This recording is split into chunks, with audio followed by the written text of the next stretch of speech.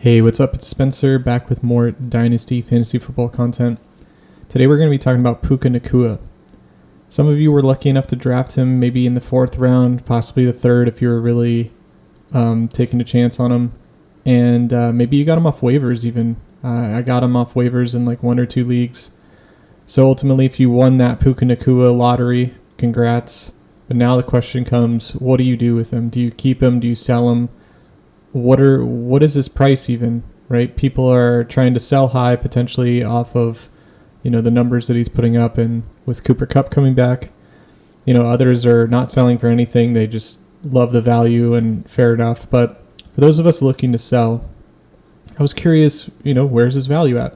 So I'm using Fantasy Calc here. They have a trade database, and it's pretty simple if you've never, used trade calculator like this. So come over to Fantasy Calc. There's a redraft Dynasty button. Go ahead and click Dynasty. These are defaulted here of number of QBs, league size, and what type of scoring there is. I didn't change any of those, but I did adjust the assets and trade down to 4, just so that we don't have these like 8-sided trades of like 8 assets of random stuff. And then you just put in the player that is included in the trade. You can put in, who they were traded for if you want to limit it a little bit further. But in this case, we're just looking at trade data, and this is real trades. It's pulled from like sleeper leagues and other type of leagues. And so these are real trades that are completed for Puka Nacua that include him in the trade. So let's go ahead and just take a look through these, and I'm just going to kind of, give my 2 cents on which side I would take, side 1 or side 2. And why I would think that. So, yeah, hopefully this helps you get a better insight on what to do with Puka. So the first one up, we have Puka for a 1st in 2024 and a 2nd in 2025. I think that's a smash, except for the 1st and 2nd. Not really much to think about for me. I think it's a perfect sell high. I'd be surprised for people to even buy him for a 1st at this point because it's so early in the season. So like contenders are just not willing to move that capital right now. So yeah, if you can get a 1st and a 2nd, congrats. Then we have Cooper Kupp and Puka for Lamar. It's a 2 QB league, so I think I'm taking Lamar's side pretty much every time. I mean, Cooper is, a league winner in his own right. But with a 2 QB, I mean, it depends on the roster lineup, but I would tend to lean the Lamar side even without seeing the roster. And also it depends on how many you start, right? If you're starting like 3 wide receivers and 4 flex, then maybe I would go on the Cooper and Puka side. Then we have Puka in a 2nd for T. Higgins. It's interesting because T is such a, like, if you think about it past just 1 year, right? Because obviously there's a down year with the Bengals. T is very volatile right now, but also his future is volatile. Where is he even going to be on the team next year? Where is he going to be? Are we going to like the landing spot if he does move on from the Bengals? I don't know. I think at this point I'd rather have the 2nd in Puka. It's a little more of a conservative play, but that's where I'm feeling on T right now. Next up is Puka and Justin Fields for Joe Burrow. This is a smash except on the Joe Burrow side. Fields is not the guy. I'm surprised that you can even make this move, to be honest. His value is just in the dumpster. He's probably not going to be the Bears' starting QB next year. He might not even be a starter in the league next year. But, Joe Burrow, without question. Puka Nacua, James Conner, and a 1st for Tyreek Hill. Ooh, this is interesting. I mean, Tyreek is that guy. Dolphins are that team.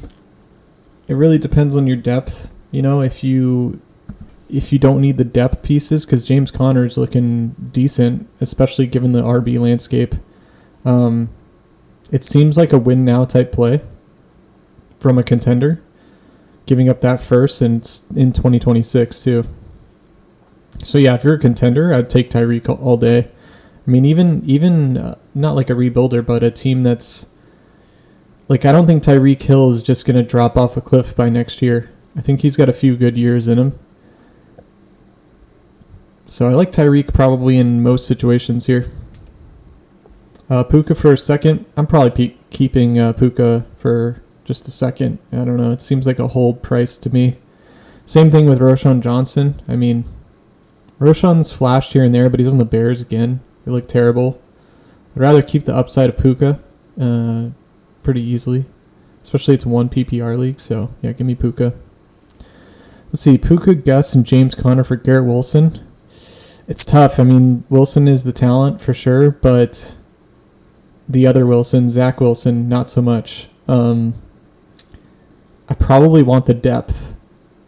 Probably want the depth, especially because running backs are so just difficult this year. And Gus Edwards is a starter. James Conner is a starter.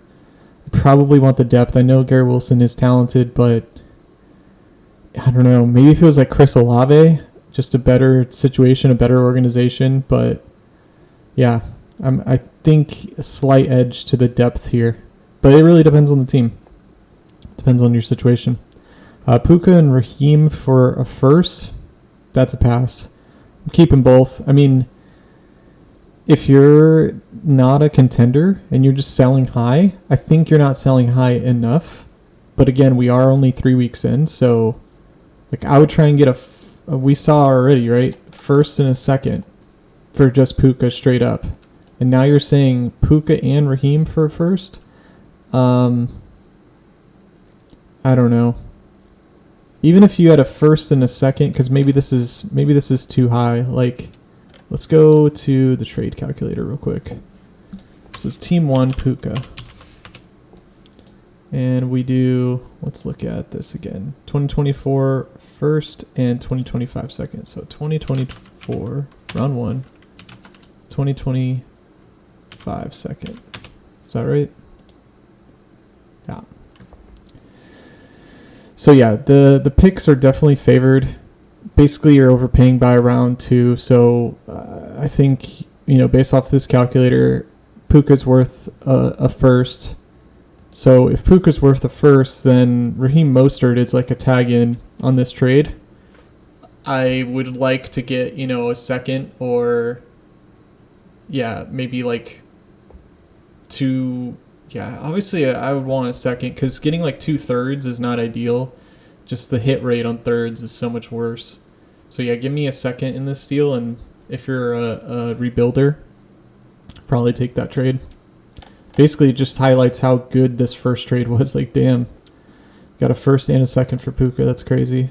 I think it's tough to even, to be honest, I think it's tough to even get a first for Puka straight up. Like I said, because it's so early in the season, contenders are not trying to pull the trigger on a guy that might see a really decreased workload when Cooper comes back, and it's just so early to be moving those first, and maybe they miss playoffs, maybe they were pretenders the whole time. It's tough to make this type of trade. So if you can make a trade and get a first for Puka straight up, I would do it all. There's some down here, Puka for a first. So definitely make that trade. What the heck? Puka for Devontae Adams? Bro, if you're getting Devontae Adams for Puka, I out of curiosity, I have to see what this is.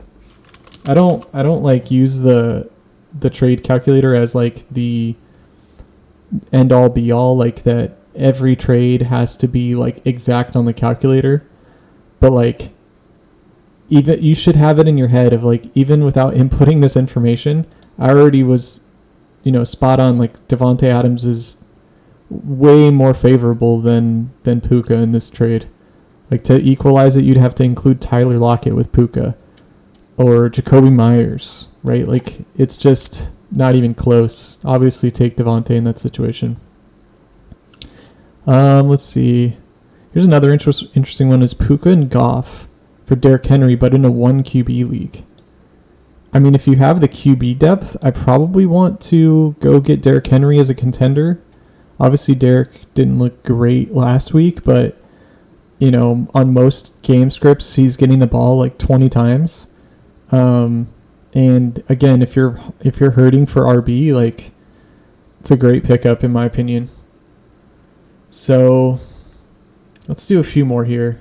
We're getting to yesterday at this point, so these might be done during the game because they played on Monday night or after the game. I'm not sure. But Puka and Jerome Ford for a first.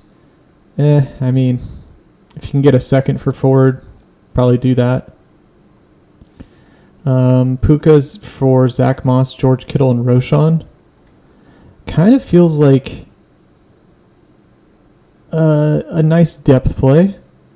I don't know. I just feel like Zach Moss might not be the guy. Roschon is, a talent, but he's on the Bears, and George Kittle is kind of hit or miss lately. I mean, he kind of popped off, but that was like with some injuries. I mean, Brandon Ayuk out. Maybe Debo is going to be out again. So, I don't know. I'd probably take the depth side, but for me personally, I want to maybe not include Zach Moss or Roschon and just go get like a wide receiver 2 type player or something. I don't know. Or maybe go get like a